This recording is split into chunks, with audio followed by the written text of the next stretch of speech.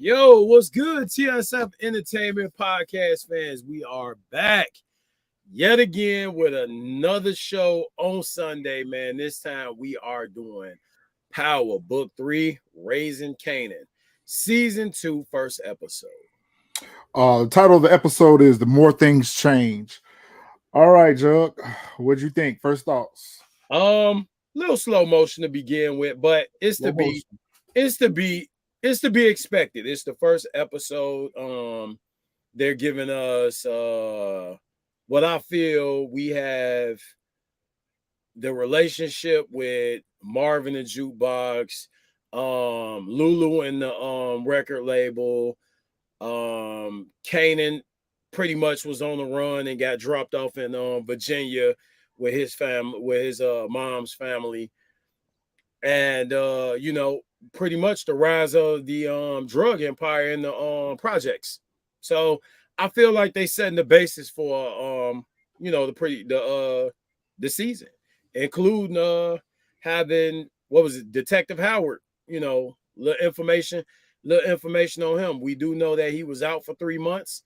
So that would be probably the medical induced coma, or possibly, in and out of consciousness or sleep, 3 months. So, well, you also have to keep in mind that, he did get the bone marrow as well. Right. So, he was probably getting treated for the cancer on top of his injuries as well. So it's kind of like, I think they mentioned that too. I think they did vaguely mention that or whatever. A little slow motion for me as well. But out of all the installments of Power, including the original, well, maybe not the original, but out of all the installments of Power, I think this is my favorite. This is definitely one of the panel's favorite version of Power as well.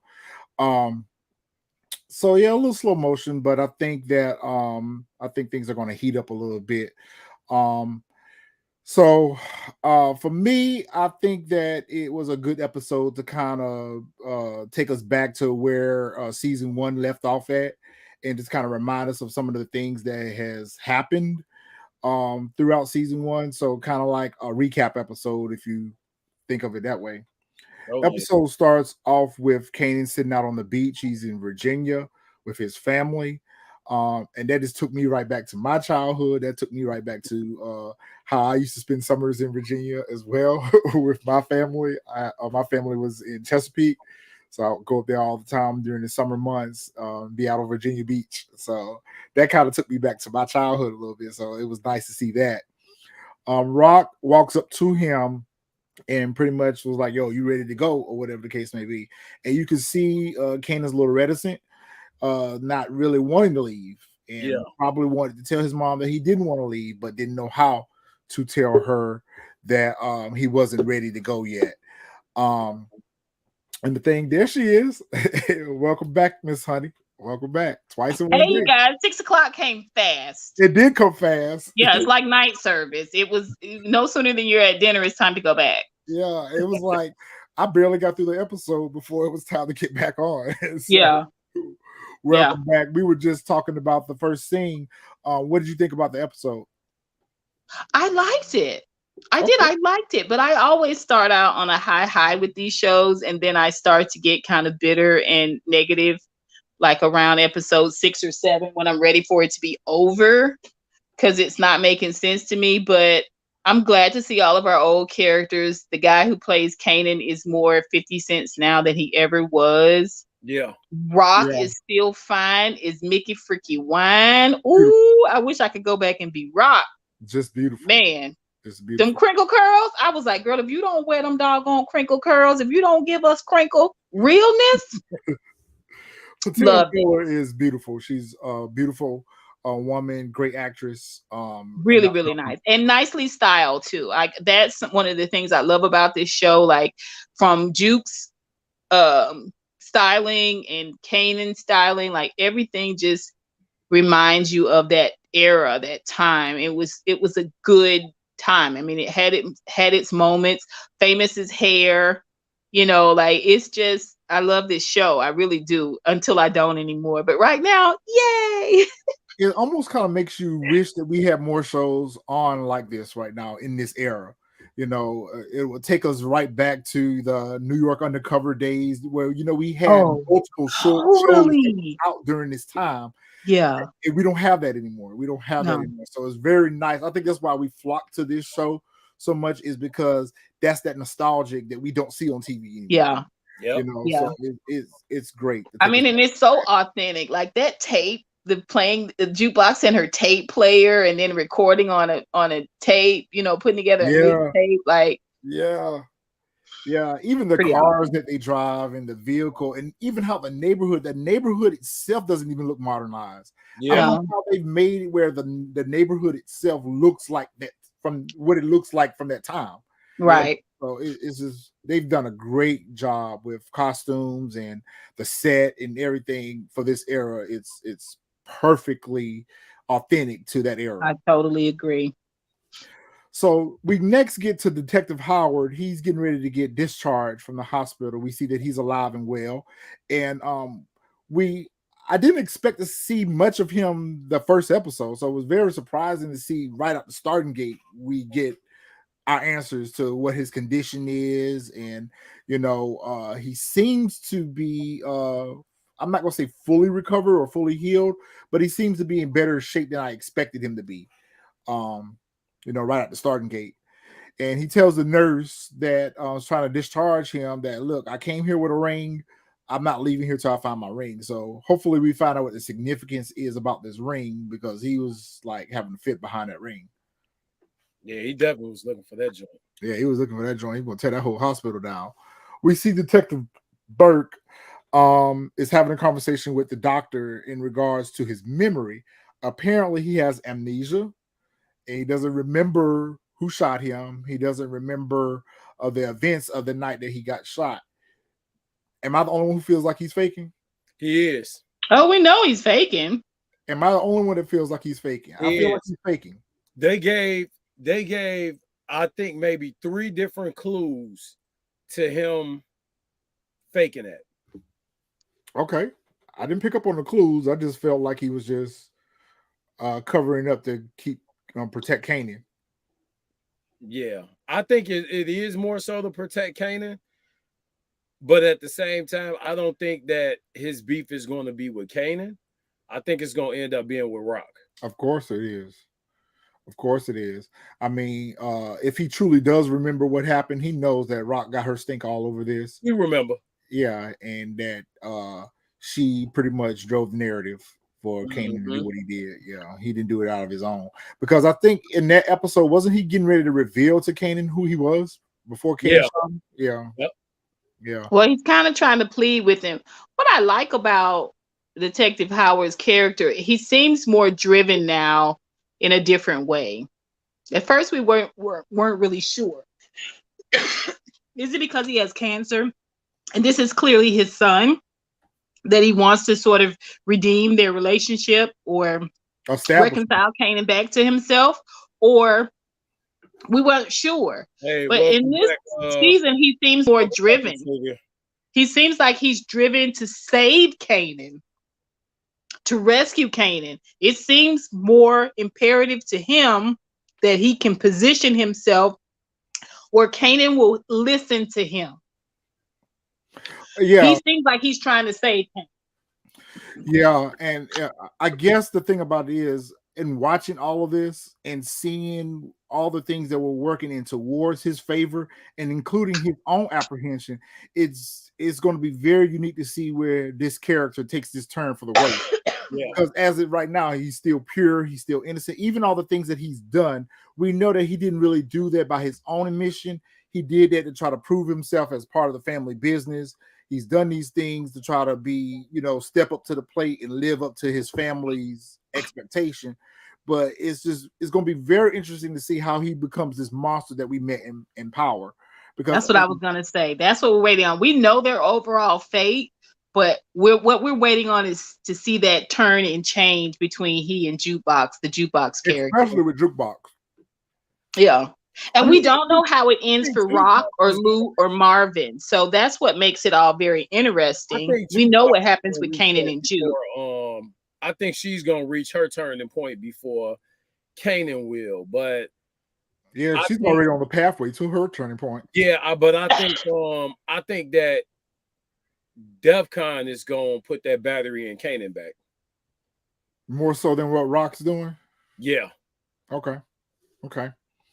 So we see Kanan is at his aunt's house with his cousins, and they're playing video games, and Kanan's packing up his stuff, getting ready to head back to New York, and he doesn't want to go. And you see Rock and her sister, I'm assuming, is having a conversation about, well, Kanan can just stay here. I can enroll him in school. The boys love having him around or whatever. Just let him stay here. You say he was into some shit in New York. Don't let him go back to that. Let him stay here. right. God, it just took me back to my mom and my mom and her sister, and how I used to spend time in Virginia. How my aunt always said that I could stay there. It was so reminiscent to my own past. It was just very refreshing to see that. But it's also sad because here we are again at the very first episode, just like in the last season, very first episode. Kanan had an opportunity to be out. Because remember the first episode, she was trying to get him in that special school or whatever. Now here he has a second chance again to be free of this life, and yet he's pulled back in by his mom. So that's kind of frustrating to know that he had several opportunities to not become what he became, but his And decision. it's only been 3 months. I mean, that was back then. Summer was a lot longer than it is now. So when we were out for summer, we didn't go back until end of September. I mean, end of August, 1st of September. Yeah. Mm-hmm. We left it the 1st of June. So we got a full 3 months. So he's been there 3 months. And it's just so weird how she wants him back the way that she does. And it's almost selfishly, like she wants him back for herself, even though she could have left him there for 2 years. Or a year. She could have let him go to school there, and that kind of would have righted Kanan, I think. Well, it kind of goes back to what I was saying earlier about the fact that he had a chance for a better life, and she pretty much ordered his steps for him, and looked like she would have came to the conclusion that, okay, my child now has a second chance at a normal life. When she went to bring him back, I was under the impression that she was going to bring him back and kind of push him back towards that direction she was trying to push him in season 1. Go to school, be bright, do good. But you bring him right back into the heart of the family business when really, this was a second chance for you to make sure that your child had a better life. Right. She gave me Smurf tease. You guys watch Animal Kingdom?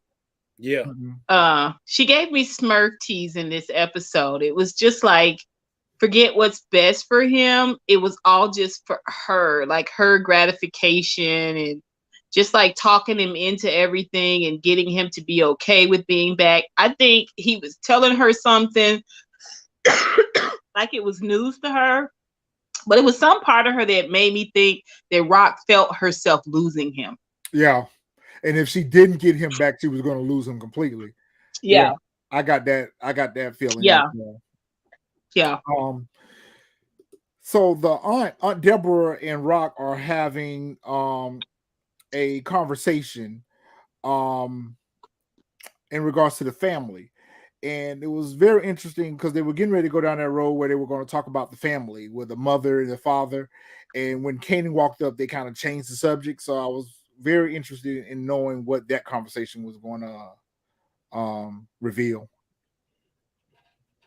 Between who? The sister. Remember, she was having a conversation with Rock about how it started out with the because she made a comment that Rock's mom had mentioned in the past that she had often thought about moving the whole family down to Virginia, and that this was a better opportunity for them. And then, after what happened between the father and the mother, and when they were getting ready to reveal what that was, Kanan walked up and they changed the subject. So it was very interesting to know what that conversation was going to reveal to us. Well, we know that Rock is Pandora's box of secrets. I mean, she knocked us out with the whole Detective Howard is your father type reveal. So all I know is it's gonna be big. She's definitely a little bit more she's well, I think what we're seeing with that Keep It Cute is that uh in the last season Rock had a lot of challenges that she was faced with Unique being one of the biggest ones. She didn't really have a good line on work. um so now she's kind of like on this throne of, I'm running this, I'm not challenged anymore. Unique's been locked up for 3 months. She's kind of taking over the streets. She's um, gotten comfortable. she's gotten comfortable. Yep, she's gotten very complacent with how things are right now, and she's gone unchallenged with that. So we see Lulu's outside with his Accra legend. Hey man, I want one of them, boy. I would not mind having one of them Accra legends like that. My best friend had one of those, and we used He to had the love that car. BBS's on and everything. That boy was right. Yeah. Out here with his worrisome ass, troublesome retro. ass girlfriend. Oh my god, I don't like her already. First episode, I didn't like I her. just want her to go away. I want her to go away too. Please go to California. Yeah. I think she don't go away. Please go. Please. I'll pay for the plane ticket. Go. I think she gonna go away permanently. So they're having a conversation about Famous, and I am not ready for Famous again. That boy was so annoying last season, and I'm not ready for him yet. I'm not ready. I think he's gonna be fodder too this season. I am not ready. He's giving me a headache already. I mean, he looks like he's gonna be the next crackhead though, like one of those crackheads. It looks like he's actually the weed is the gateway drug for him. Yeah, that's how they're selling it. Well, that's how it was with Nicole. Remember, Nicole was the same way. She started out with weed and then she kind of transitioned to crack. So I could see the same happening with Famous. Yeah, it may explain for why we don't see him later on down in the story. Because we've asked ourselves all last season, what happened to Famous? We knew what happened with Jukebox, but his friends that he grew up with, we knew what happened to D-Wiz or whatever. So, right. I think that's going to help answer the question as to why we didn't see Famous anymore. I think Famous is going to probably be a victim. I mean, it's classic crack, a classic crack story, right? All this potential, and he falls flat. Does anybody even know what the girlfriend name is? I don't even know what her name is. I usually get the character name. Xavier said she going away. She got cast in a new show. Oh. So turn her water off. Thanks. Yep. Please turn her water off. Yep. And take your brother with you. Right. The whole family can go. Yeah, he is very annoying. The girlfriend is turn her water off. All the way off. So she's right back to where she left off at. The last conversation they had, they were arguing about Famous.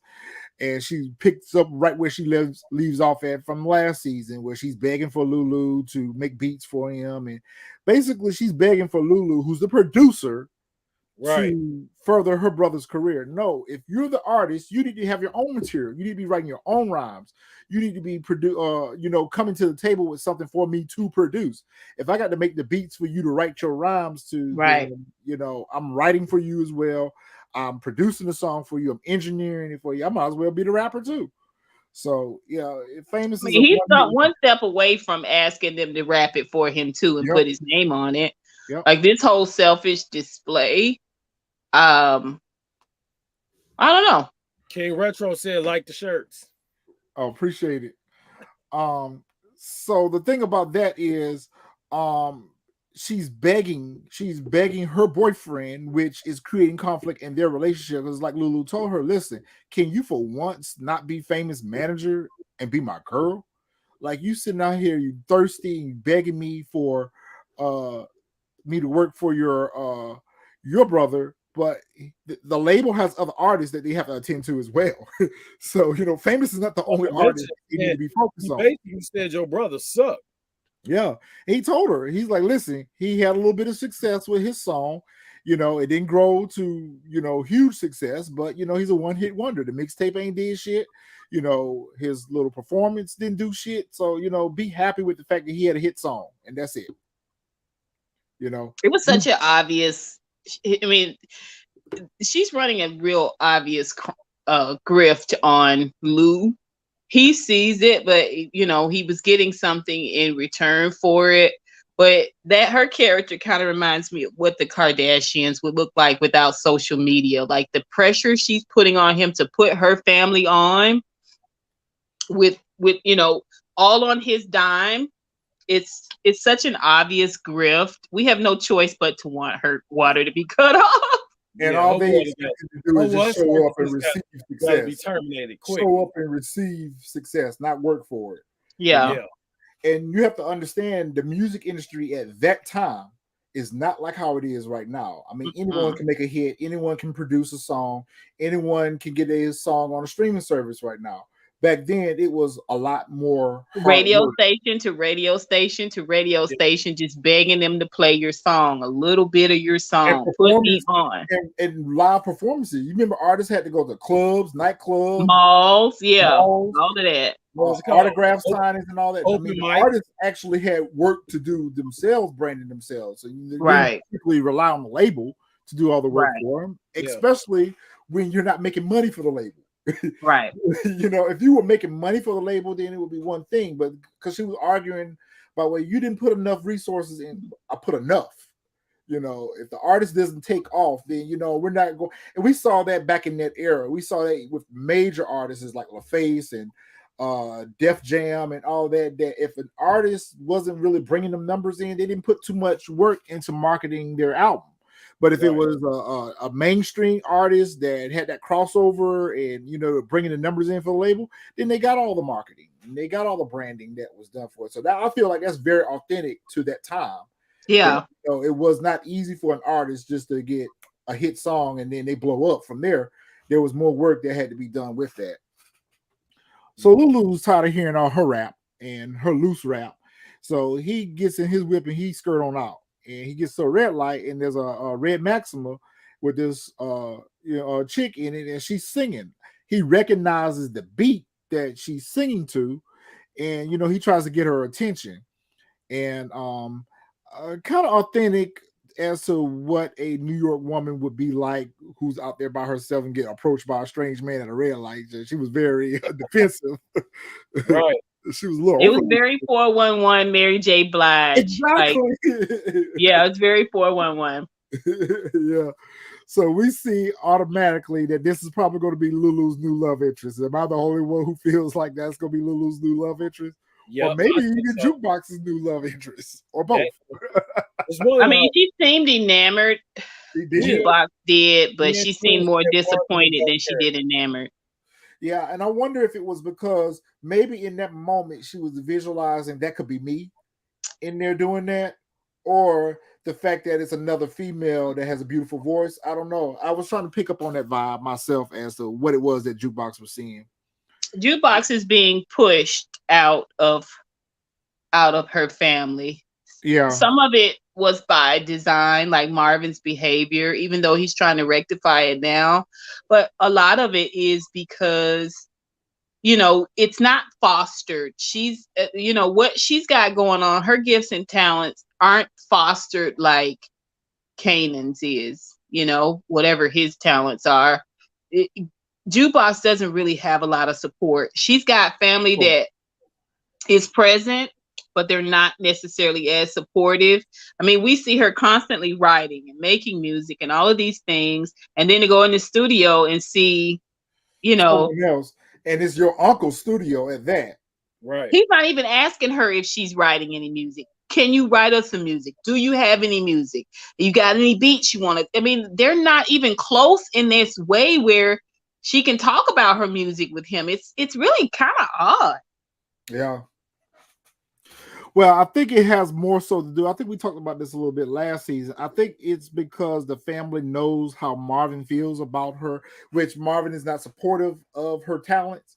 So I forgot about that. Kind of on the outside of that, you know, not really pushing her to be her best because of Marvin's wishes. and shame on the family for that, because at the end of the day, Jukebox could have had a different outcome if Right. she had gotten more support from the family, especially Rock, because she seems to look up to Rock and respect her. If Rock would have said, "Let this girl sing," then everything would have been all right. But because Rock didn't endorse it, or we haven't seen where Rock has endorsed, let this girl be She's this girl. really more neutral with Jukebox. She's very neutral. She's not pushing the drug game on her. She's not pushing the music game on her. She's just neutral. She's just allowing, Jukebox to have a safe space to do whatever it is she wants to do, but she's not pouring into her really. And that's what we're leading into right there, Xavier. That right there, I feel like somebody should have confronted Marvin. It seems like everyone in the family knows about it, but everyone is kind of like on the outside of it. And I have an issue with that in my own personal family with some things that have happened. And I feel like, family members that know a wrong has been done. And, everybody talk about, oh, it's such a shame. But then they, on the outside of it, they want to mind their own business when it's Right. convenient. But when it comes to something that they want to be up in your business with, then they're all up in it. But I feel like, Don't involve me. Jukebox is dealing with so much. Her relationship with Marvin, I feel like the family should be all involved in that, trying to heal that. Her mother is not there. Her sexuality, and she's battling with that. So this girl has a lot of things that's making her feel ostracized from the family. Right. On the outside of it, she don't have nobody that she feels safe with in the family but Kanan. Right. And he was gone he's been gone for 3 months. What was Jukebox doing for those 3 months? Just pining away, grieving? I don't know. And that's what it is, because in the next scene you see her taking a tape that she's made and putting it on Nicole's grave. So she's still grieving. Even 3 months later, she's still grieving the loss of Nicole. And I think part of that is because she doesn't really have anyone to turn to, but Kanan. And it's really, really sad to think about what happens to them on the end, because they were so close and they were so reliant on each other for comfort that they didn't get the family. That's really sad to see how they Yeah, Juke is definitely on her own. I agree with that. Yeah. She's almost on her own to the point where this girl is probably out here trying to feed herself every day, trying to find shelter every day. It makes you feel like that's how she is out there on her own. She's damn near in the streets. I agree, be yourself. I agree totally with that. Yeah. Right. Juke was equally smart and nobody pushed her. And we even said that. Like, why isn't anyone trying to push? She was in the chorus at the school and everything, so there was so many talents that Jukebox had that everyone just kind of overlooked, and Kanan just became the focal point for the family, especially with Rock. She has nobody in the family to relate to. I agree. And maybe when LaToya Luckett gets here, maybe that's when we're going to see some nurturing or some mothering being done to Jukebox, because I think that's another thing that's creating this heartless exterior that we've met with Jukebox, is because she's never really had no one to love her. Yeah, well, she's grown up around Hard Legs and Rock. Yeah, she's grown up around Hard Legs and Rock. I remember that, Xavier. He most definitely did. He told Kanan, get in the car and then ask Jukebox, you want to ride. Yeah. She's an afterthought. Like, I don't know what her mom did, but for whatever reason, they have just not really extended. I think they've really not brought her into the fold. I think he mentioned like her mom got wrapped up with like NBA players or like pro athletes and stuff like that, and kind of just kicked them to the curb. Yeah, but another thing kind of goes back to the family in itself is dysfunctional, and then the children are watching all this dysfunction that's going on around them. It's to be expected. And the whole thing with Marvin there, and we see in this episode where he tries to make peace with his child, but it's a failed attempt. Marvin, that was one of my favorite scenes, though. That was one of my more favorite scenes. Just the way his countenance changed when she walked in the room. It was like his first time seeing her all summer or something. Like it was. I Oh, mean, that's he was in jail be too. So yourself. That's a good point. Maybe the mom was wrapped up in the life too in some kind of way, shape, form, fashion, or using with Marvin. But you know what? It kind of goes back to what we were saying last season that, because Marvin was on the outs with the mom, it's punished the child for the sins of the mother. Yep. oh yeah. Because I'm mad at your mom about how she did me, I'm taking that frustration out for her on you, and that's the wrong That's way to do it. definitely a Marvin move for sure. It wouldn't surprise me that Marvin is harboring ill will towards her because of her mom. Because even when he found out when she I think was he with has to Nicole, he said apologize. that. He has He to said that's your apologize to mom's her mom. heathenness. He was like, that's your mom heathenness, this lesbian thing. So he's holding her, the mother responsible for everything he feels is wrong with Jukebox. He does seem regretful though. I mean, it was kind of hard to watch, but I was like, stick it to him. And he should. Yeah. And he should. Absolutely should. He should feel worse than what he already feels. So speaking of Marvin, he's coming out of the courthouse. He's meeting with his lawyer. We found out that Tony Deep has skipped town, which I'm glad. I didn't really want to see her anymore. I'm glad. I wanted them to turn her water off, but I'm glad to hear that she skipped town, so the charges are not sticking. But yet and still, the court is still recommending some type of community service, or he go to drug and rehab counseling, which that's what he really should have went to. But the anger management is more suited, so he chooses the anger management, which he needs it, and so hopefully he gets something out of this anger management. It seems like this Renee is going to be his love interest. The counselor? Yeah, the counselor. Seems like they could be developing a relationship between the two of them. And so Marvin tells his attorney, just sign me up for the anger management. I'll take it. Detective Howard gets home. Burke sees him to the door. He's got 3 months worth of mail in the floor. I feel like she's just, I don't know what it is about her in this particular episode that I didn't care for her. I don't know what it was about her. I don't know if she was just, it seems like she was just fishing a little too much, or, she wasn't really. She knows, I think she knows that he doesn't have amnesia. I think she knows that he know who shot him. And she's basically trying to figure out why is he covering it up? Why is he covering it up? Because mind you, clue number one, she walked in the house with him. What file did she see sitting there from the police station? Right. Yep. Okay, so maybe that's what it is, because I felt like she was a little bit too I don't know. It just seems like she was more so focused on the fact that he has amnesia and she doesn't really believe it, more than making sure that he was home and comfortable and all that good stuff. It seems like she was looking for some trouble. And you know what they say, when you go looking for trouble, you find it. So I think she's going to uncover something that he's not ready to come out yet. It's so crazy because the more he tells her not to get involved, the deeper she gets in. It's just she seems super dug in. She is a nuisance. She is a nuisance. I think again with her being, I mean, we talk about 3 months and she was exactly, Xavier. That's exactly how I feel. Like, damn, you ain't got nothing else to worry about. Right. She's the rookie, so I think she's trying to put that, prove herself. Make her, you know what I'm saying, like put that fame to her name. Like, oh well, I figured out XYZ and this and that and the other. But I mean, at the end of the day, he don't want you to know. Right.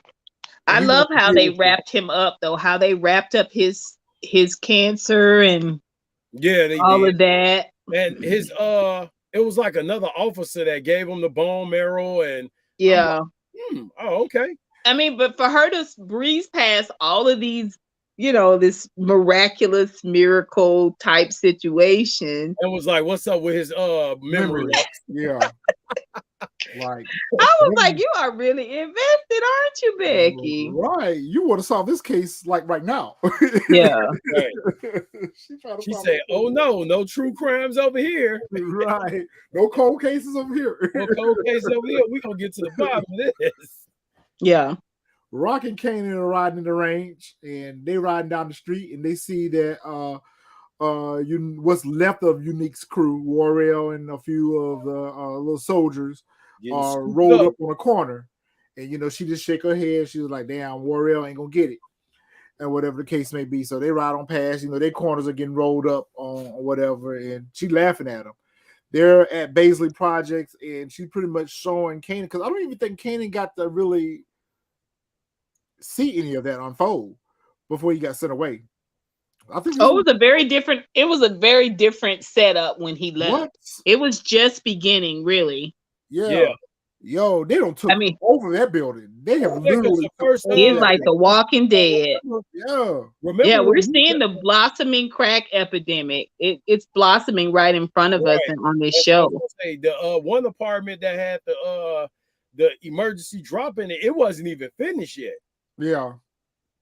I mean, she went from having 2 apartments, one on top of each other, to having the whole building with the whole building. And you see, she got the elevator fixed too. Yep. Yep. And the fact that they would not step on that elevator with her, that tell you that they run that building. They don't put gates up and everything. Right. They got the lookouts. They got the lookouts on the roof of each building. Snipers. And she was talking to Kanan with such pride, like she's really, really proud of what she's built. And I think he was impressed, but at the same time, I think he didn't like it. It's definitely Nino. He was shocked to see what it has become. Yeah. This is way more than us out on the corners. Like, right. She was She like, we can see the cops coming from miles, and you see the lookouts up there. Dude, I'm like, wow. $75,000 in sales in one day. Shit. That's the Carter. Yeah, I mean, it's pretty impressive too, because she's a woman, in a man's game. 1,000 in one day. Yeah, one day. Shit.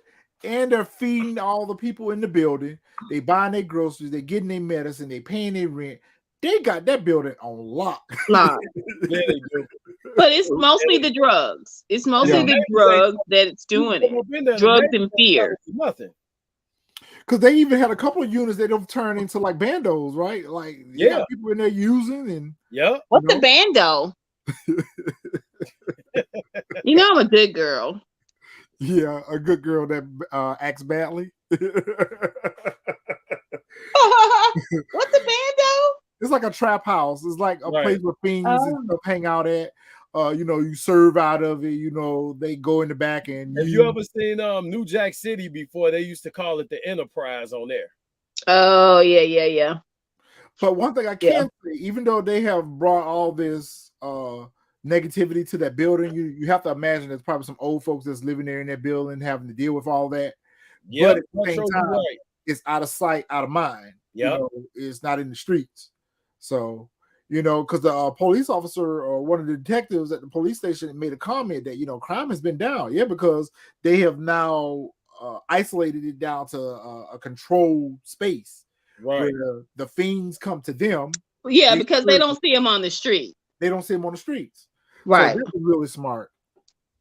But Kanan's got a little bit of shell shock going on when he's walking through and seeing all of this. You got to think about it. A lot of it goes hand in hand because that's the projects. So in his commentary, he mentioned like his mom was taking care of the neighbors. So in that sense, they not out here robbing, stealing, and boosting or getting their ass kicked because they owe the dope man. So she taking care of them. So in turn, you're not gonna see any of that. Yeah, you ain't got no bodies dropping. You ain't got no police sniffing around. I mean, they just got with bad drugs. Yeah, but it's concentrated in that one building. It just was so horrific. It was horrific. Even on the grounds, them walking in. I mean, like I said, Kanan seemed impressed, but at the same time, it seemed kind of like it made him sad too.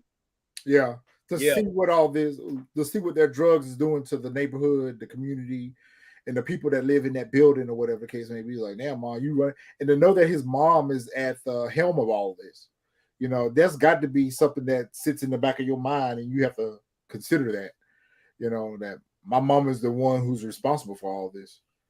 Right. I really wish they would have answered where she was getting all this work from, because she got a lot of work. A whole lot of work. She got a whole lot of work. I mean, And well, then, she got rid of Unique, so that's that's a lot of her confidence was being able to eliminate all of the obstacles that was keeping her from being number one. That's why she was telling Kanan he didn't have to worry about the detective. He doesn't have to worry about, Unique and all of this stuff. So you can come home yeah, and everything's gonna be fine because I run everything. yeah, I And think we're going to see she's that. buying it herself. I think we're going to see that later on. Yeah, she run everything. That she probably did make a deal with Juliana's cousin, and Oh, that's that's right. Yeah, That's right. I think that's where her work might be coming from. yeah, that's probably where Yeah. she get her work. Yeah, that's where she getting her work from. Yeah. So we see Unique is in jail, and one of the prison guards is kind of like upset at the fact that he's getting ready to get released. He's like, "Well, you may not have shot that cop, but you guilty of other stuff. You need to be here." So old hating ass cop. I got something to say about Unique. I got a newfound respect for him. I'll talk about that later. Jukebox is back at the house, and she's kind of going through Kanan's closet and looking at his things or whatever. She finds an old shoebox, which is like a keepsake box for Kanan. She comes across a picture of her mama and her, and so you see all over her expression that she misses Good her question. mama. Good question. Be yourself. Yeah, that body Marvin put in the wall ain't stinking yet. No, because he put sulfur and lye in there with it, and then they insulated it and wrapped it in plastic. So most likely not. Not that I would know about those type of things, but just the extremes. I mean, maybe there's more than pee in the elevators that people are smelling. Yeah, maybe. Because remember, she said something about the air freshener. She said mop these floors 2 times a day and get some air fresheners up in here. So maybe the body is 3 months. I'm sure it's probably fully decomposed by now. We're custom story. They had Rock, Marvin, Scrap, and Black. The colors of death, while Lulu is in the bright colors where he's the second in command. Now he's on the floor. Oh, good point, Xavier. Lulu's kind of falling off a little bit. I know in season 1 when we first saw Lulu, he was razor sharp. I mean, just real pulled together. He seems a little bit more raggedy now. It shows kind of like that get down to lay down mentality. Like he wants to be legit. I'm sure him being in the fire and all that other stuff, them trying to kill him played a part on that. But his big thing now is getting that studio going. So I think that it's one of those get down to lay down mentalities, and they gonna throw little jabs at him and stuff like that because he don't really want to. He's in the game, but he's not. Well, he's eager to prove that it's gonna be good. It's gonna be a success. It's gonna be something he can call his own. Right.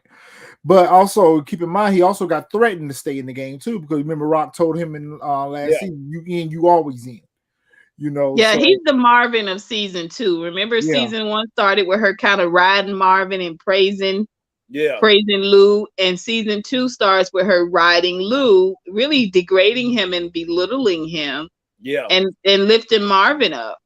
Yeah, because she at this point she gives Marvin the authority now to run Baisley, and that they're wanting to expand to another building now, and they're talking about bringing Warrell in for a conversation or whatever.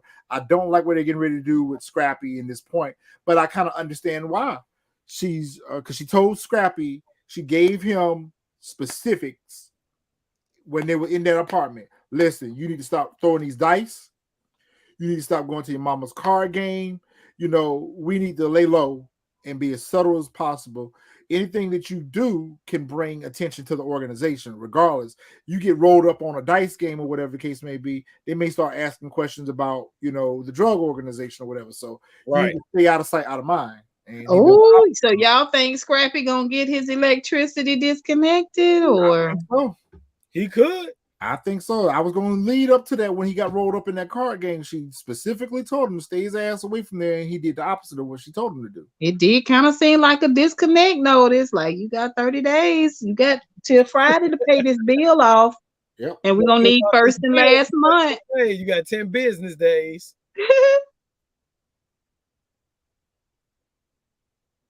Yeah. I mean, it's a good question. Well, I think I it's mean, they're her muscle. yeah. So I think it's because well, with Lulu, I think Lulu is just like the kids. I think what we're seeing with Lulu is he's grown up into this situation, maybe something that he never really wanted to be in either.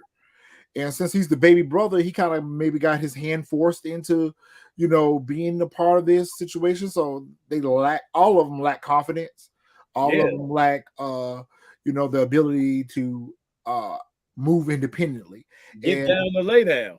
exactly. And I think they're just fearful of her. They're fearful of I her mean, because she's she's done some pretty reckless. awful things. Yes. And So I could see them expecting, if they don't comply, I can retaliation. see them expecting that Rock will go and whisper in the ear of someone and have them snuff, like no problem. She's kind of shown herself to be pretty heartless and ruthless, even as it pertains to how she's handled Kanan. I agree. Yeah,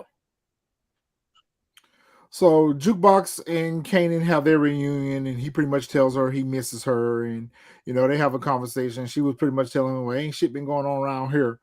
So this ain't really something to come back to. You were better off where you were at, basically, is what she was saying.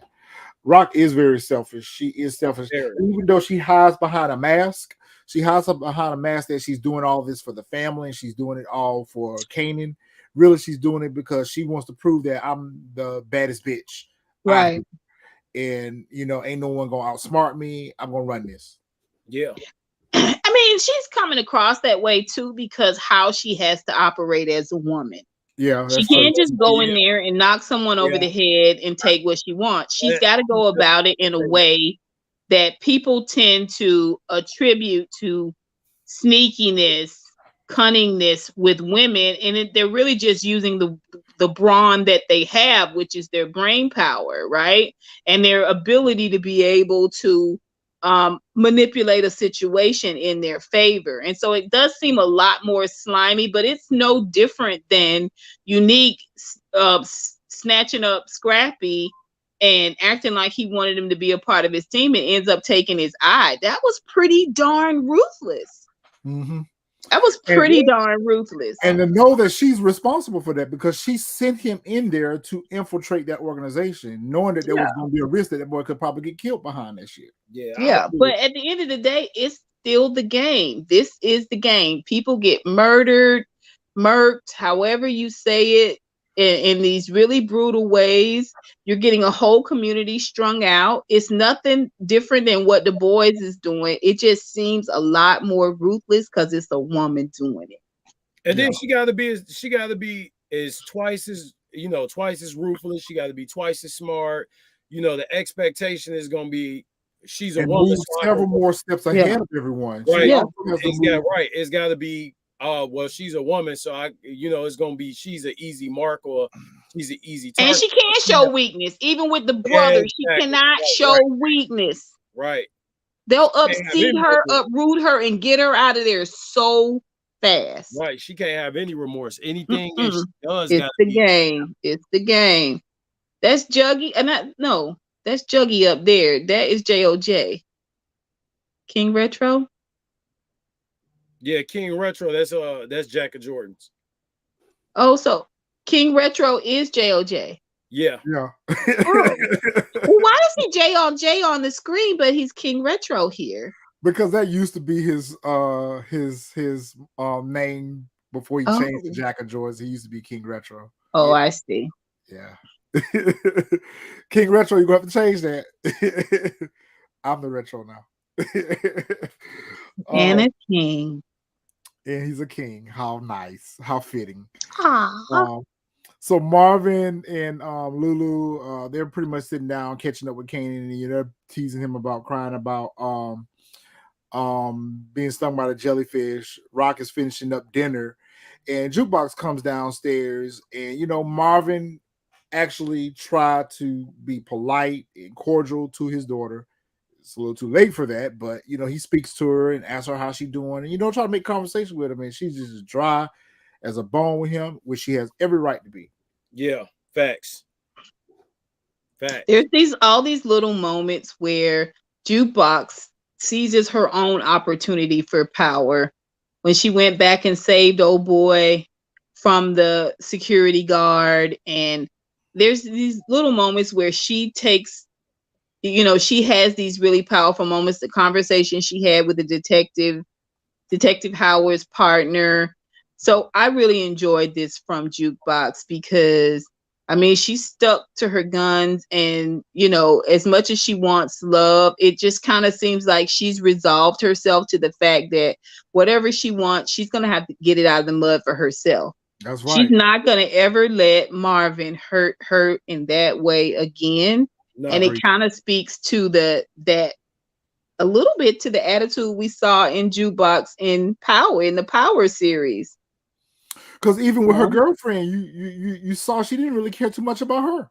Mm, She was pimping her out and using her to yeah, seduce her own cousin. yeah, So she really didn't. Even yeah, the dude that she was pulling the liquid, she ended up killing him.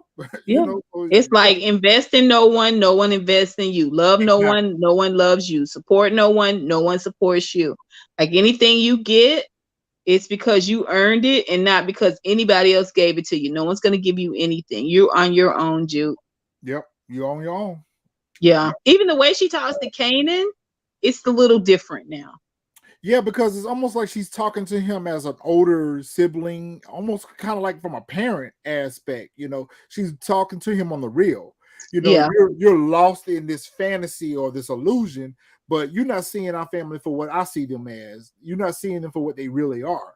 So you're lost in this illusion that we're this one big happy family, and we're not. And Yeah. and until you come to those conclusion, until you come to that realization that we're not the white people, You're still being sheltered. I know how exactly. these people really move. I don't know how they move, right? Yeah. So they Yeah. sit down, they have dinner, and Rock does have a very poignant conversation with everyone and let them know that, hey, we haven't been having these dinners because the key member of the family hasn't been here, and that no matter It's what, such a slap in Jukebox face. Right. yeah, Yeah. It's yeah, another slap in Jukebox face. They canceled family dinners because Kanan wasn't there. yep, yep. And then she goes on to say that no matter what's going on between all of us, we have our issues or whatever. We're a family. We should always be a family first. But you have a member at this table that's hurting and not getting any type of comfort from anyone in the family but Kanan. you know, Yeah. you know. I want a piece of that fish though, Ron. That's why that's why I Especially like said about the children. I feel as though Jukebox is gonna reach that height, before Kanan is, where she's gonna have that ruthlessness we saw in, Power. I think she gonna get that before Kanan is, for sure. Yeah, she's already very resentful of Kanan. Yeah. Right. And it's going to only fester in her as she continue to see everyone flock to him and baby him and bounce them on Yeah. him. Yeah, Yeah. he was willing to kill Tariq, but I'm sorry. If she would have, he earned it. I'm sorry. Yeah. Yeah.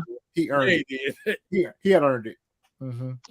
But you know what? It's kind of funny you should say that because in that time we really didn't understand, but I'm sure she probably saw a lot of Kanan's in Tariq, and probably which made her not like Tariq even more because Kanan grew up just dumb and stupid, wanted to be in the life and know that you weren't built for And it. loved and Yeah. loved and Yep. supported. That a lot of her resentment has to do with the fact that he has been sheltered from the ugliness. She has been exposed to it, disregarded. Like don't shelter Jukebox. Jukebox cool with it. Jukebox know what's going on. We can talk in front of Jukebox the whole nine. Whereas he, He just he's do a like, full golly conversion. gee, now that I'm back, I don't know if I want this. And she was like, duh.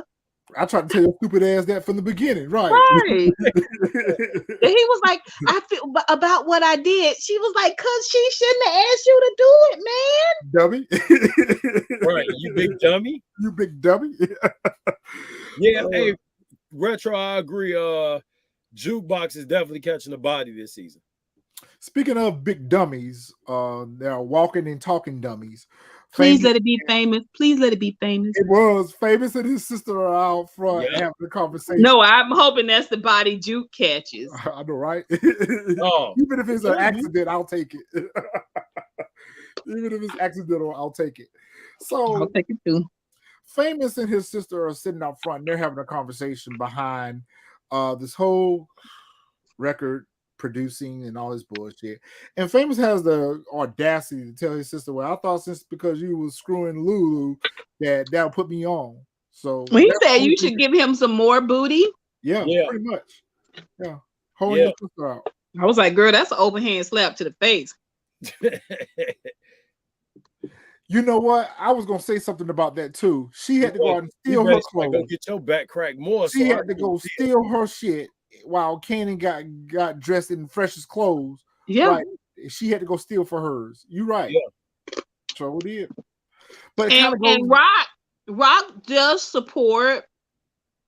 seem to support Jukebox, but she don't come to Jukebox defense really. She just kind of redirects Marvin. She's not definitive about it. He is trying to pimp his sister for some tracks. Be Yourself agrees with you, Miss Honey, that she's that Famous is probably gonna become a junkie as well. Oh yeah. Yeah. He's got crack epidemic written all over him. Maybe he ODs then. Maybe that's how we lose him. Yeah. It would be very New Jack City. Remember how Chris Rock's character started out? Yep. One real. Yep. So Marvin again is trying to have a conversation with Juke, and she just ain't feeling it. Leave that girl alone. You beat her. She even told him, I ain't got nothing to say to you. I ain't got nothing to do with you. Yeah, I'm done. Ooh, he was so crushed. Like, why are you surprised? Why are you even surprised? How about if you really want to make amends? How about lead with an apology? Juke, but they weren't supportive, but they weren't trying to get her to talk to him either. They completely understood why she was egging him and minded their business in the whole situation. Yep. I think egging is the appropriate word because that's what we were saying back there. Why are you egging me? Yep. Yeah. But we also see that Jukebox has picked up a vice. She's smoking. So that's going to lead to. That's going to lead to. Is she going to be drinking? I hope she doesn't start using. I don't think that we seen where she was using Empower or whatever. Yeah, she was though, wasn't she? Her and the girl was both using. They were on lean. That's right. They were on lean. They sure were. They were on lean. Yeah, it was on lean real bad. Yep. So this may be the prelude to her, picking up vice to cope with whatever her emotions are. It's so crazy, especially how Nicole died. You know what I mean? You would think it would be just the complete opposite, but that's how it is a lot of times. And, they sitting out on the stoop and they're having a conversation. Again, she's trying to tell his stupid ass, what's real. And famous ass walks up and, you're back. Can't stand him. And we see Detective Howard lurking, creeping up in the Trans Am, and Kanan sees him, and so I'm sure that just almost made him piss his pants, if not shit his pants. I mean, he'd know that furrowed brow anywhere. Yeah. Oh my God, why is he riding? Omar F keeps a furrowed brow, like they're sitting at the got a lot on his mind, having dessert, and they're talking shop a little bit. They're talking intimate, and Rock gives them her new ideal on how she wants to infiltrate another building and do the same thing that they've done in Baisley, and how she wants Lulu to run this building and Marvin will continue to run the other building. Lulu doesn't want to do it, but then I really don't agree with this idea. I understand why she's doing it. I truly do understand. Keep your enemies close. I got that whole thing, but she wants to bring Warrell into the camp. I think that would be a bad idea if she does that. Yep, I do too. I think that's a very bad idea because he's not going to be loyal to you. He's going to ride with you, but the minute he find out that Unique is back out, then they're going to infiltrate your business. Famous should have died at that show. Streets Need a Body. He should have got killed in. Yeah, he should have caught. Didn't they shoot that place up? Yep. They shot shit up. Yeah, so he should have caught a bullet that night.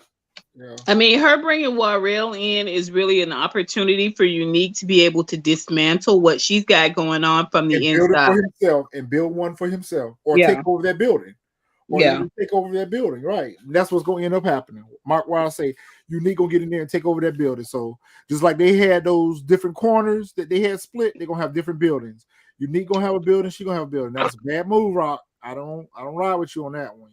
I mean, she's kind of looking down on them too, like, still out here on these corners. When are they gonna learn? Yep, and they finna learn right now because you finna teach it to them.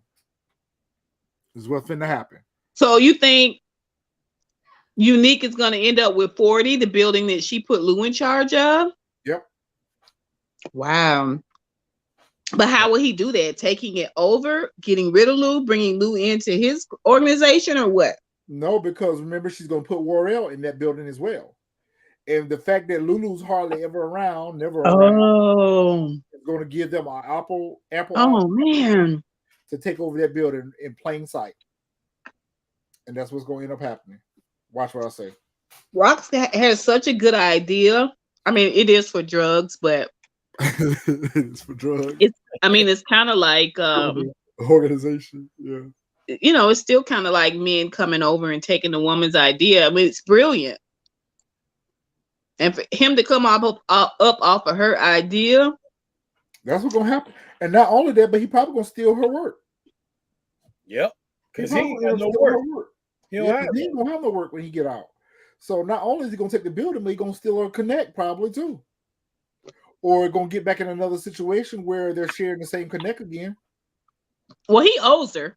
He owes her for getting him locked up. He knows that Rock was behind that. Yeah, he do.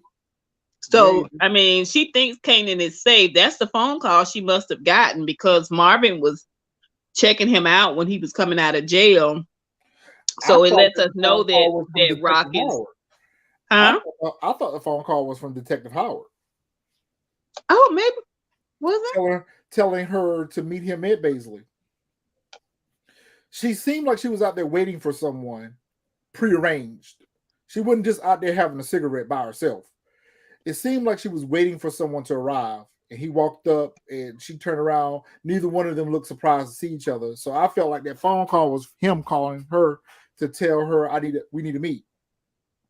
And this is where it's going to be revealed that he does remember everything.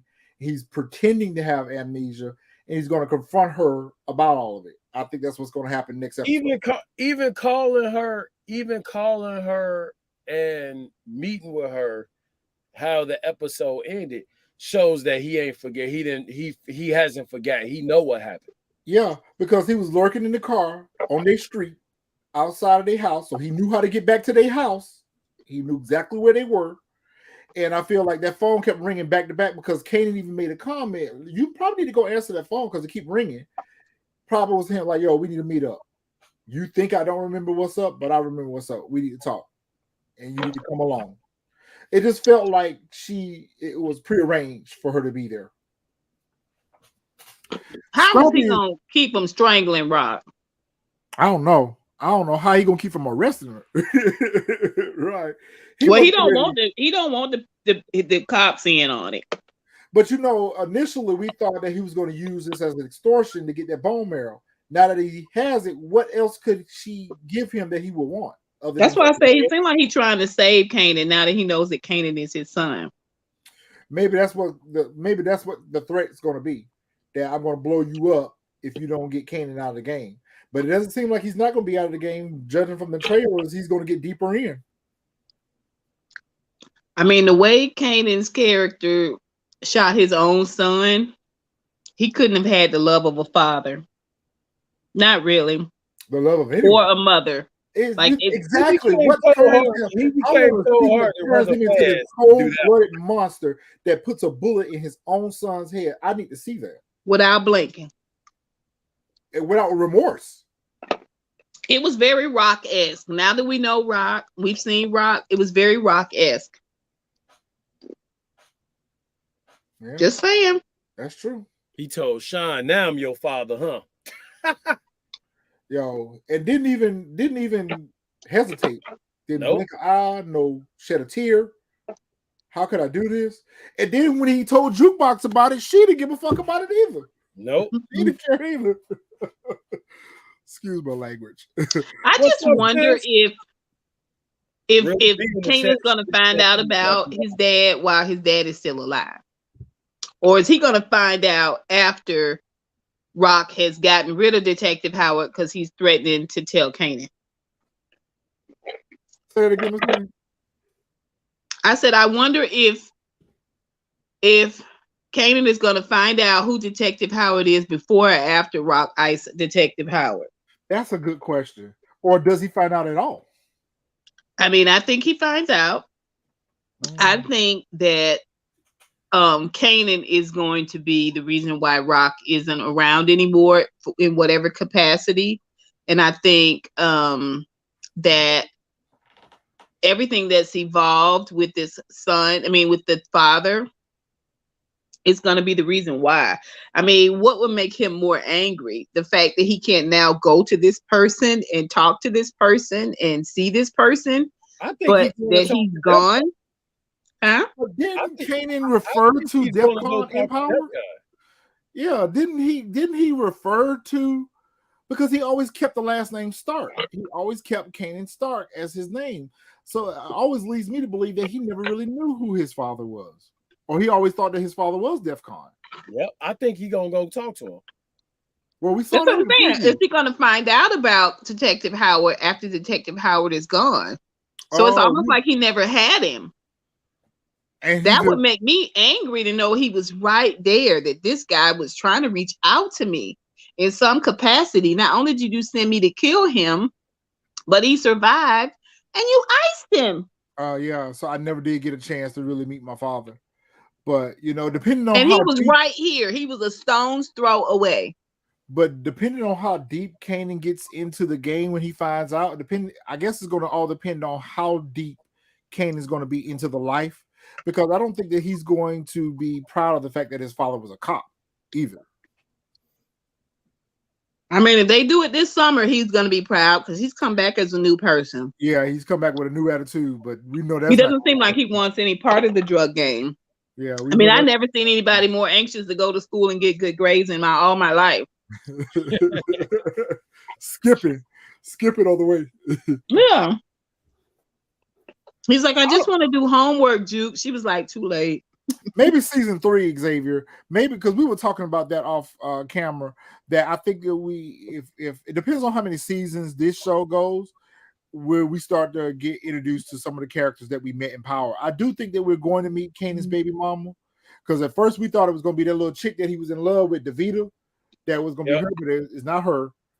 I would love to meet Breeze, a young Ghost, a young Tasha, and a young Tommy. I think maybe season 4 we may meet those characters. Yep.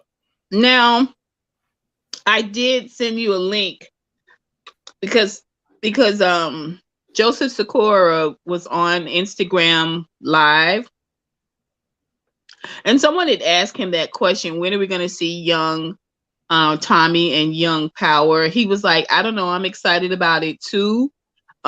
He was like, maybe it'll be soon. It'll probably be real soon. And I don't know if he meant the end of this season, the start of the next, but I think he alluded to the fact that this season 2 is going to roll into that place. Oh, that would be great. Yeah, I think it would add an interesting twist. I think that's how, you know what, Miss Honey, that's perfect, because it's just kind of like what we saw with P Valley. You know, we already know how season 3 is going to start. So I think they may end the season over here with introducing those characters. So when season 3 starts, bless you, when season 3 starts, we know that it's going to involve young Ghost, young Tommy, Breeze, and yeah, I think that's a perfect way to end this season. Yeah, I'm super excited about that. Just for the casting alone, I think that's going to be good. Yeah, and the thing about it is, though, I think we're also going to get the answer as to why he ends up going to work for Breeze. We think he learns a lot of his ruthlessness from Rock, but maybe he learns a lot of that from Breeze, because he's obviously working for Breeze. So there's going to be some kind of disconnect between him and his family that pushes him to go work for Breeze. So we've got new characters this season, though. We know that, right? Yeah. but mostly are centered around those new characters are centered around the family, like Marvin's therapist, Lulu's new singer, Latoya Luckett, Jukebox Mom. So I think the most substance they're Who's giving Hollywood gonna be? Hollywood is Hollywood, the character he plays on Queen Sugar, but I think he's supposed to be someone that's supposed to come in and either be a rival to Lulu with the studio thing, or is going to come and try to take or buy out Lulu's studio. I think I read somewhere where he's supposed to be some type of rival producer or something. oh really? I think so. Showrunner said I mean, I'd like to see 10 years old. So we that can move actor the play time. a ruthless. I'd like to see if he has it in him to play somebody ruthless. But I mean, we got enough ruthlessness in this franchise, so Speaking of a I'm time okay jump, though. Xavier, I do need to see we fast forward 5 years because at this point we're still in 1975. I need for us to get to 1985, because I need to see these characters grow up. But I think we're not going to get a time jump with those characters until they start to age a little bit more. Because I think that's why we had the situation with Power with Arena and Tariq. They were aging because in between production, they were growing up on the show. So we had to kind of fast forward the story a little bit to match the fact that they were growing up into teenagers. So, but both of these characters, I think, are over the age of 21 already. They're just playing younger versions of themselves. So I would love to see a 5-year time jump towards the end of the season. I mean, but that top 5 year time jump may leave us without some of the characters that, even though they're ruthless, we love them. Like, have we thought about what it's going to be if Rock gets eliminated, or Lou or Marvin? Maybe it won't be that serious, but we have to understand what would bring Kanan to this place where he's now, hanging with Tommy. Like, he's got to make a move. Either they've got to come in, but how is that possible considering how Tommy was raised? He's raised in this Irish Catholic way. So this just means that Kanan's going to have to move at some point. And is he going to move with these same characters? See, we're falling in love with these characters. But he moved past them. Yeah, but he's going to move past them at some point. Oh, same with Jukebox. No, is it Jukebox? She's going to move past them as well. But we can already see where Jukebox is moving away from them already. Yeah. But you know what? I don't think that we're going to lose Rock this early in the story. She's going to have to be around towards the very end of the series. I don't think that the show would be. I don't think that the show would be the same if Rock wasn't around. Well, I mean, it's something to think about, though. It's something to think about. We have to think about how this eventually evolves into where it's going. I can't say that I think we could lose Lulu this series. I think we could lose Lulu this season and the story keep on going. Yeah. Because they're already kind of making his character just not useful anymore. He's kind of like weak. A background. Yeah, he's a background character now. That's true. That's true. And we could really see where that really wouldn't have a big effect on the family. I think it will affect Marvin the most of everything, because even though Marvin and him have this love-hate relationship, we saw it when Marvin went to go rescue him out of that fire that, he was hoping and praying that his brother made it. So right. Marvin would be the most affected by it, but I don't think anyone else, the rest of the characters, wouldn't be as affected by losing Lulu as Marvin probably would be. And I think we're gonna see them drop off one by one. I think it'll start with Lulu, then eventually it'll end up with Marvin. And then, I think Rock's gonna be the last one standing, and she's not gonna have that muscle around her anymore, so it's gonna make it easier to take her out when we get rid of her muscle.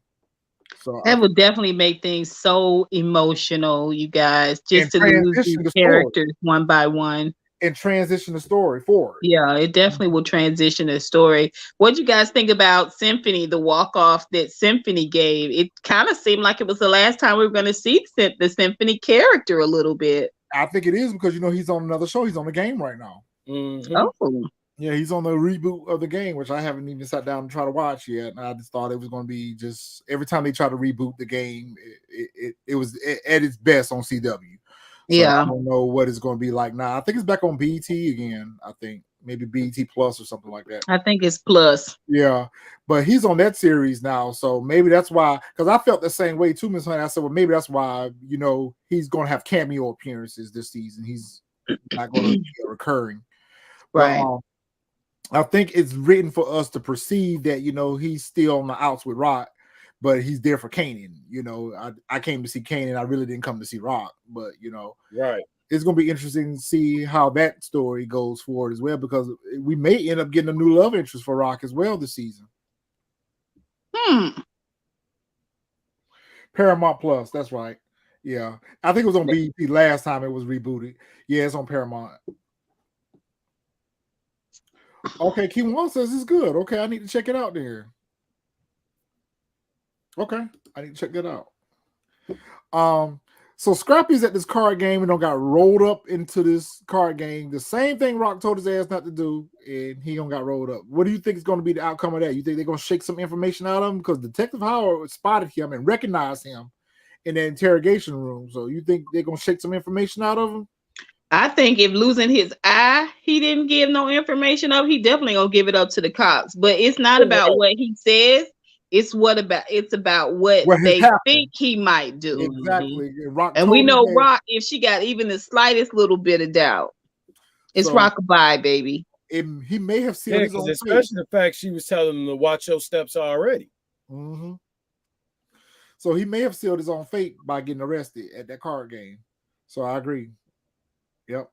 We see Unique is in jail. He runs into some prisoners that are beating on another prisoner or whatever, and he bumps into one of them, and the other one, makes a derogatory statement to him about him being a moolie or something, and he beat the shit out of him. He threw them hands. Yeah, he called him a racial slur. It was a racial slur. Yep.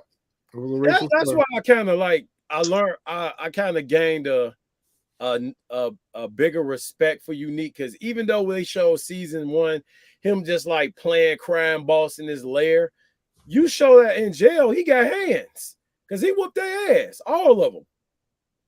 Some Diamond should have did.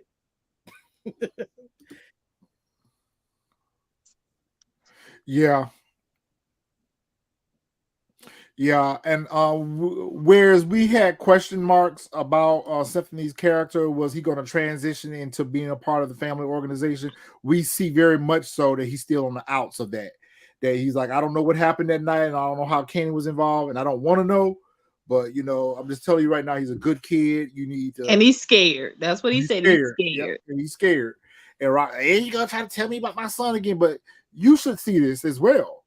You should see that your child is scared and that he don't want to be in this, and you're forcing his hand into this. So it's just really sad that what she's turning him into. She's going to turn him into. Yeah, I mean, she's getting more and more selfish. Like, the evolution of what she has built is quite impressive, but it also is, the depreciation of her character, of her soul as a human being, even as a mom. She's character-wise, she's at, almost at the bottom. Career-wise, she's at the pinnacle of where she, ever hoped to be. But emotionally, we're losing Rock. Intellectually, we're not intellectually, but emotionally, we're losing Rock character-wise. Yeah, I agree. I wholeheartedly agree. So Lulu's at the studio, and she's still pushing this narrative and this argument about Famous needing new beats in order for him to produce more music or whatever the case may be. And Lulu's pretty much telling them that, listen, that shit don't sell. I'm on to some new stuff. I got me a new artist coming in. And when old girls see that new chick come in, you see jealousy all over her right now. Oh yeah, definitely. Yeah, she's thirsty already. And I don't even think that girl is seeing it for Lulu like that right now. Eventually they may come into, but they were trying to take that man's virginity in a small ass prison cell in the open. Oh my God. That's what he said. You're gonna suck all of our peen. Oh my God. Yep. I was like, oh no, not the Georgia Dome. Yeah, she's looking past that and trying to push him out of his fear. Because she knows that she needs him to be part of the family organization. She's going to use him as a muse for something. Look what she's done. Look what she's done in 3 months without him being there. She doesn't need Kanan. She wants Kanan there because she wants to look like she does it all. I mean, it's so weird. She's in the kitchen cooking up, chicken, making dinner for everyone. The Intamin's cake they bring out, and then she goes and takes the teapot off the stove and fills everybody's coffee cup. Like, it's this juxtaposition. It just never comes to fruition on an emotional level. She keeps up this facade. Yeah, but just talking to her, you can tell she's at real base level emotionally. Even when she brings him the glass of milk and she sits down and she has talk time with him. Here's your glass of milk. I've been doing this ever since she was a baby type deal. Mm-hmm. All emotional pantering to him that this is still my nice, sweet, wholesome mother. No, she's not. Yeah. It's good to have you home, baby. It's good to have you home. Let me show you my drug empire. Right. And she was proud to show him her drug empire. That was her crown jewel. Yeah. It's not like, hey, I've remodeled your room for you when you came back. No, I'm gonna go show you my criminal organization right now. Crown Camacho comes in and makes a comment to I don't even know what the chick name is. I got to get her name. And we later on see them, you talking about the new chick or you talking about the girlfriend? Famous sister. Jessica. Yeah. Is it Jessica? I thought it was. Yeah. Jessica. Crown comes in and makes a comment to Jessica about the new chick or whatever the case may be. You can see the jealousy all over her face. Basically she's come to the resolve that Lulu's moved past her and Famous, and so how she decides to deal with that, she goes and sleeps with Crown Camacho. But I think they've been doing that because he asked her a question. He said, how do you think Lulu is gonna feel? Yeah. That if he find out, he gonna kill you. Yep. So but it does speak to how weak Lulu is now. The fact that they are freely messing around, like in plain sight, he ain't picked up on the vibe. Because remember last season, he was sharp as a tack on that. He was picking up on the vibe. And he was staying on top of Crown. Yep. Now he's kind of like losing momentum. He's losing focus. And he's trying to regain that in the organization. He's trying to regain it at the studio, but he's losing control of everything right now because he's lost control of his position in the family. He's losing control of what he took from Crown. So now all you're doing is making it where Crown can move right back in, and with the help of this Hollywood guy, probably take his studio back from Lulu is what's going to end up happening. I don't know. It feels like Lulu might be fodder this season. And even with the pillow talk, you're right, Marvin, because even with the pillow talk, it was clear that they've had outside conversations about setting up that whole management position in California through his friend. So they've already been, messing around. Let me see. Marvin shows up for his anger management, and the idiot thinks that he's going to just sign in and get a donut. He said, no, sit your ass down. Yeah, you ain't finna be on my attendance list unless you participate. But I think Marvin's going to get something out of this. Marvin needs this anger management. He needs this anger management. So I hope he gets something out of this. And maybe we see where he tries to be a better father towards Jukebox. But what we've also seen with that is it's too late. The damage is done and it's irreversible. So no matter how much anger management he goes through, no matter how much he tries to redeem himself with Jukebox, that ship has completely sailed. He's lost her. This is what I love about first episode of a new season. There's so much potential for it to go here or there, and all of it to be, edifying and fruitful and just lead at the same time. There's this fear, like, who could get it? Who could get iced off? Because I could see Jukebox being in this crazy place if something happened to Marvin. And you because know what? she never made up with him. She never forgave him. Like they never talked. So if something happens to him, I think it's gonna be one brother this season, but which one we don't know. And you know what? I never thought about it like that. That could be what pushes her further over the edge as well. That she lost her father before she had an opportunity to make things right with him.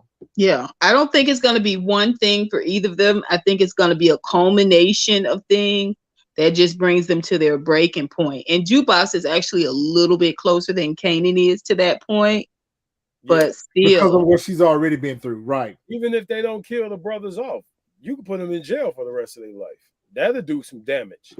I can see that with True. Marvin. But there will still be an opportunity, especially with her being in law enforcement. I think there would have still been an opportunity for her to have had a relationship with Marvin if he would have ended up having to go to jail. So I don't think that it ends for Marvin going to jail. That's too easy.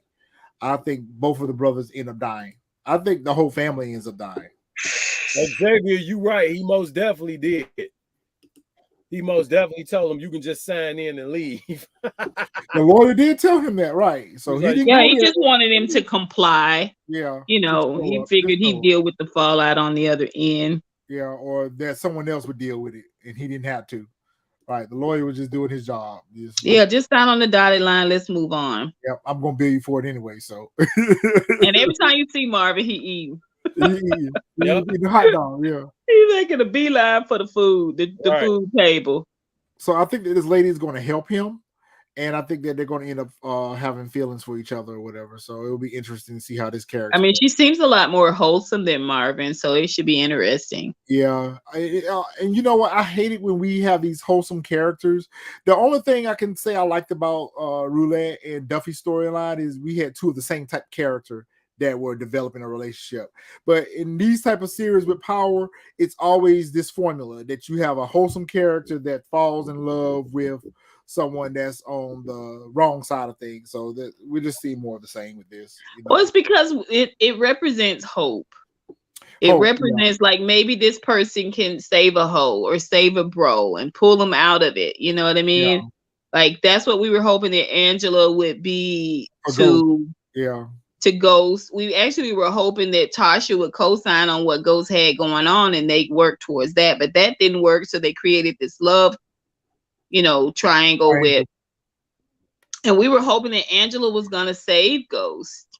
And we was hoping that that's what Terry Silver was going to be for Tasha, to balance her out and, get her to realize that, even though it's too late with your husband, but, what Ghost was trying to tell you wasn't wrong. Yeah, right. We don't need to be in this life anymore. We've grown past this. And it's kind of what Lulu is trying to get Rock to understand that, listen, we don't made all the money. If y'all making $75,000 in a day, y'all making plenty of money for y'all to fulfill y'all dreams. Y'all can be doing a lot better for y'all self than out here continue to sell drugs and y'all making $75,000 a day. Y'all need to be opening your own housing buildings with that kind of money, especially back then. That's that kind of money too. I don't know why she would want to keep Kanan in it like that. Isn't that why you're earning money so your child can have better than you? Yeah, like it's weird that they're still living in the same neighborhoods and all of that, and she's making 70s? So much money. You're in the 70s making $75,000 a day. That's long money. That's almost like $1 million. Yeah, the 70s or the 80s. Well, it looks like 1975 is when this series started. Oh, yeah. It feels like it's moving really quickly towards the 80s, though. Yeah, we could be in 1980 at this point. At any point now, we could be at 1980, but the series started out in 1975. 75, right? Yeah, that's what they showed us. Okay. So that's why I was saying earlier that I wish they would fast forward it so we can get out of the 70s into the 80s, because I feel like we're moving more into the 90s, really. Yeah, with the crinkle hairstyle, I don't know. It feels late 80s, early 90s to me. Yeah, it feels early 90s. It feels like we're 89. We're going like 88, 89. Yeah, you're right. Even with the dress. Even with the because she's giving me, I want to dance with somebody. Exactly. Rock is giving me that with the attire and stuff. So I don't know. and even with the jewelry and the earrings and stuff like that, that's early 90s look. What's that? What's that Acura? You guys know cars. The What Legend, year was that Acura? That about looked like the it's an Legend? 89 or 1990 Acura Yeah. Legend. Yeah, we definitely got to be fast forwarded then. Yeah, we need to be at We least, just didn't talk about it, but I'm it telling you, obviously has if been I fast find me forwarded. a or clean Acura Legend now, I'm they buying haven't it. shown us yet what year we're at now. If I find me a clean Acura Legend now, I'm buying it. Damn that. Yeah. Mm-hmm. Let me Yeah, Are, get those were that. good are the cars windows too. automatic? Listen, Yeah, those were good cars. All you had to do was timing chain, timing belts, and them cars will ride forever.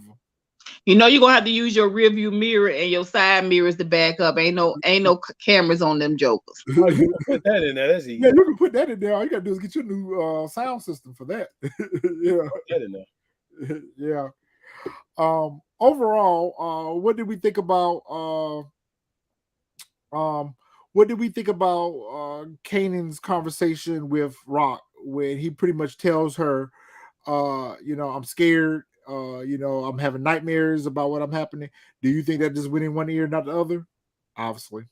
But Yeah, she took some responsibility, but I He still think did. it was He did. manipulative how she did it. She doesn't need him to be talking, period. She needs him to be fully on board if she's going to make this Detective Howard thing work.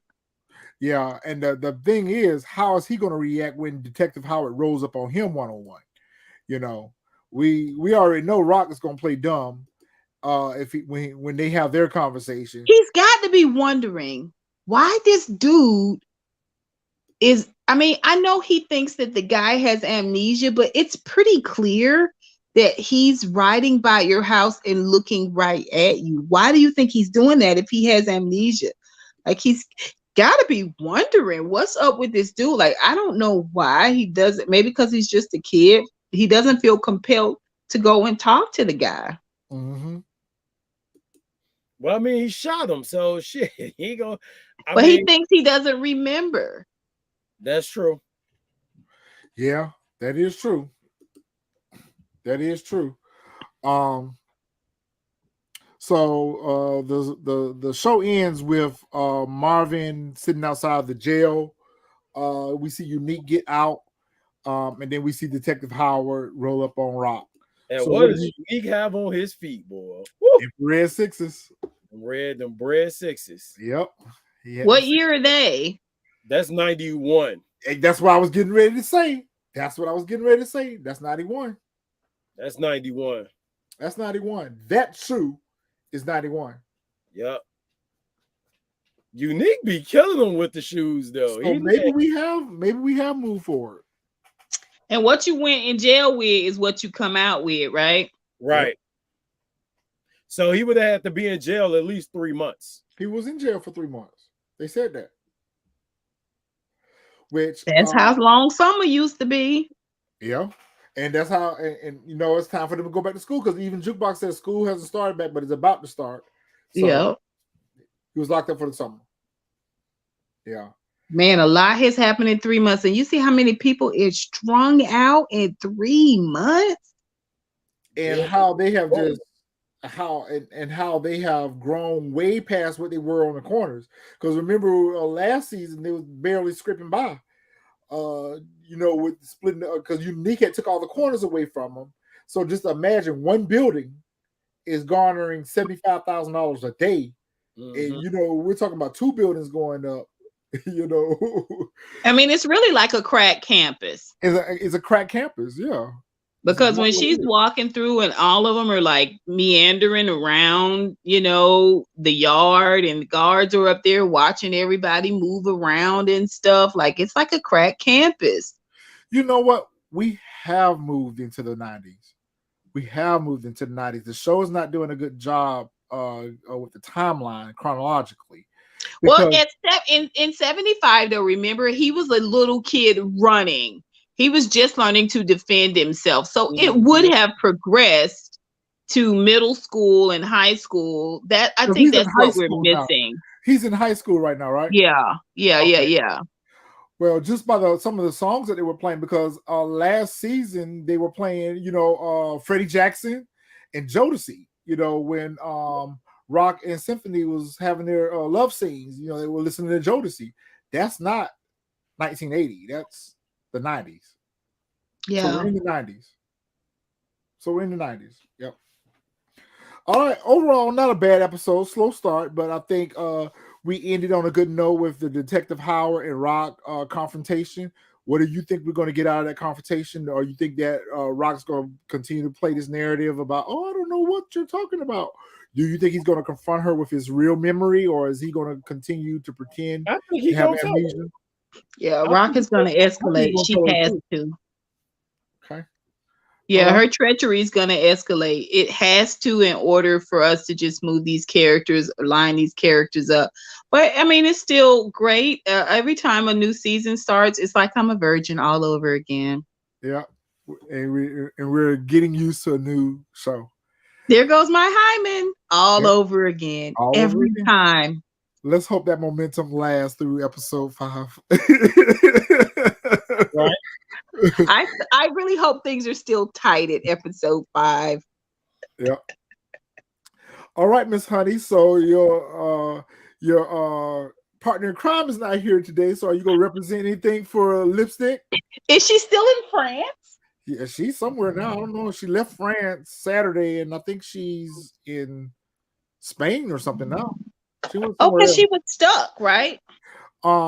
No, she. I think there's a second part of their trip that they were going on. They were Yeah, going but to she meet was up. stuck in Air France was supposed to be flying them somewhere. Yeah, I don't know. She called right before we got on this live, and she's where she's at now. She settled in to where she's at right now. Well, as long as she remembers to be a good girl. Okay, so I am wearing Juvia's Place, and this is, I don't know. You don't know. This is called She's Royal. Okay, she's royal. Yeah, and it's this purple. So, ladies, that was for everybody now. There's no favoritism. All you all got sugar. That was for all of you all. So all you ladies got your lipstick for the day. Marvin, what's your kicks for today? Why I got to go first? Because I went first last time. Damn it. So it's your turn. You guys like to one up each other with the homie unique, man. Oh, how clever! We are on point today, yeah, sir. Fire vibes, man. Today, sir. Silver we are on point today, sir. We are on point. So how do those rank? Because I know they're like original, right? Because they seem kind of plain compared to the others. Yeah, we're rocking. Yeah, this is 90. This is the 69 point joints. These are what he scored 69 points in.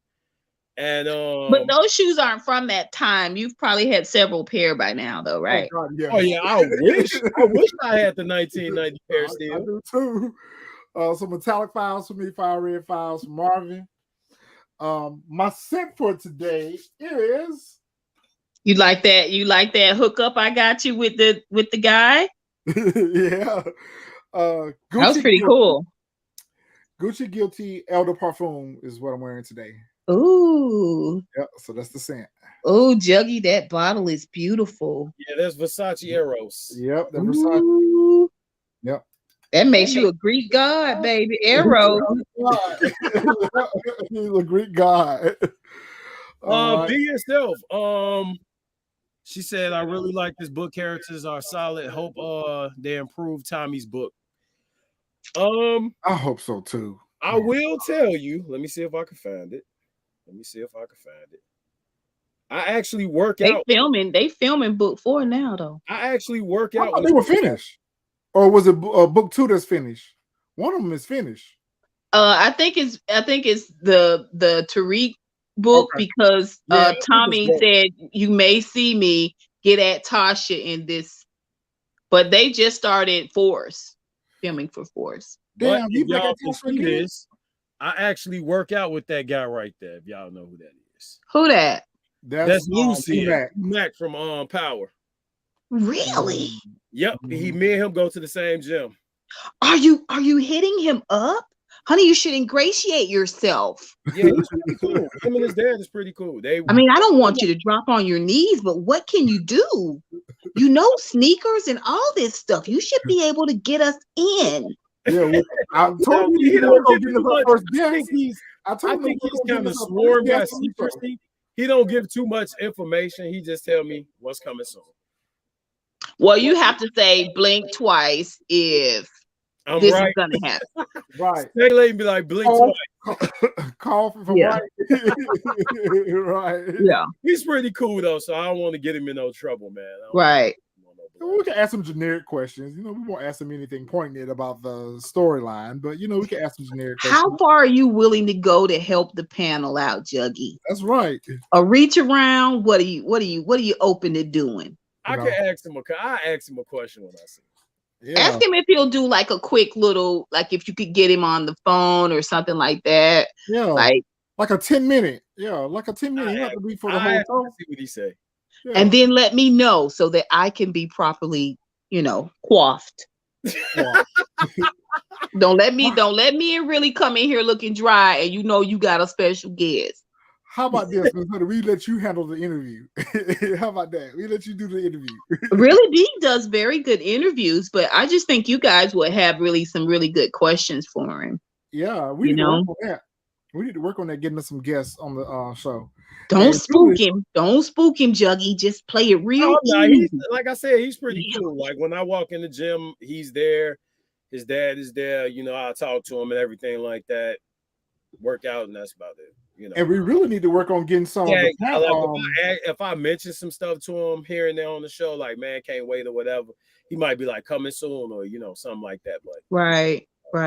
And we really need to work on getting some of the chat on the show with us. You guys are great every week. We enjoy y'all. We need to get y'all on amazing, here. man. Yeah, we need to get y'all on here. Hit us up in our DM on Instagram. And let us know how we can send smart, informed subbies. I'm sorry. To me, people who are invested in the same things that you love and speak intelligently about it. To me, it's better to have that quality than necessarily the quantity. Absolutely, because they're high quality subbies.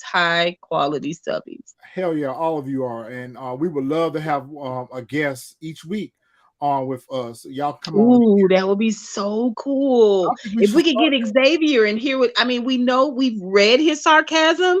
I'd like to hear it in his own voice. I would too. So I'll tell you what, y'all hit us up in the TSF Entertainment DM. Either myself or King Retro or Jack of Jordans will respond to you. Just shoot us, your email address. A lot of times what we'll do is we'll send the link out for the StreamYard through email so you guys can jump in with us. And let's do that. Let's try to see, can we have a new guest each week? And let me know that too, because I want to dress up special just in case Xavier is single and cute. Oh my goodness, Miss Honey. I want to be presentable for company, honey. You're presentable already. But more beautiful. Oh, okay. More fetching. I want to be fetched. I was going to say something. All right, as usual, guys, we really enjoy y'all, and we'll be back next week. Yeah, we'll see y'all.